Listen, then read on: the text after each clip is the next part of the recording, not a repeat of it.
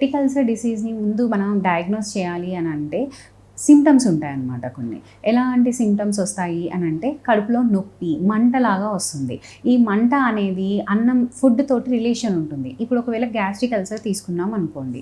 తిన్న వెంటనే మంట అనేది ఎక్కువైతది. అంటే తిన్న ఒక 15-30 మినిట్స్‌లో ఈ మంట అనేది ఎక్కువ అవుతుంటుందన్నమాట. సో, వాళ్ళు తినడానికి కూడా భయపడుతూ ఉంటారు.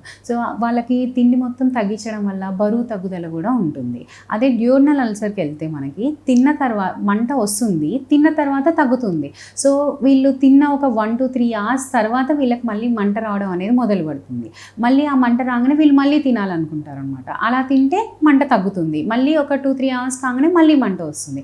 సో, ఎవరికైతే ఈ కడుపులో మంట అనేది చాలా ఫ్రీక్వెంట్‌గా వస్తుంది, తిన్న 2-3 అవర్స్ తర్వాత వస్తుంది, ఇలాంటి వాళ్ళకి డ్యూరనల్ అల్సర్ ఉండే ఛాన్సెస్ ఉంటాయి. ఇదే కాకుండా నిద్రపోయిన తర్వాత కూడా తెల్లవారుజామున వాళ్ళకి యూజువల్‌గా మార్నింగ్ 2:00-4:00 మధ్యలో కడుపులో మంట అనిపించి నిద్ర లేవాల్సి వస్తుందనమాట. అంటే పడుకునేటప్పుడు బానే ఉంటుంది. ఎప్పుడైతే మార్నింగ్ 2-4 అవుతుందో మంట అనిపించి లేచి కొంచెం వాటర్ కానీ లేకపోతే ఏదైనా ఫుడ్ కానీ తీసుకున్నప్పుడు ఈ మంట అనేది తగ్గడం అనేది అవుతుంది. ఇదే కాకుండా కొంచెం మందికి వామిటింగ్స్ అవ్వచ్చు. కొంచెం తిన్నా కూడా కడుపు నిండుగా అయినట్లు అనిపిస్తుంది. బ్లోటింగ్ అంటాము. బ్లోటింగ్ రావచ్చు. నెక్స్ట్ కొంతమందికి ఈ వామిటింగ్స్‌లో బ్లడ్ అనేది పడుతుందనమాట. హెమటెమిసిస్ అంటే రక్తం వాంతులు కూడా కావచ్చు.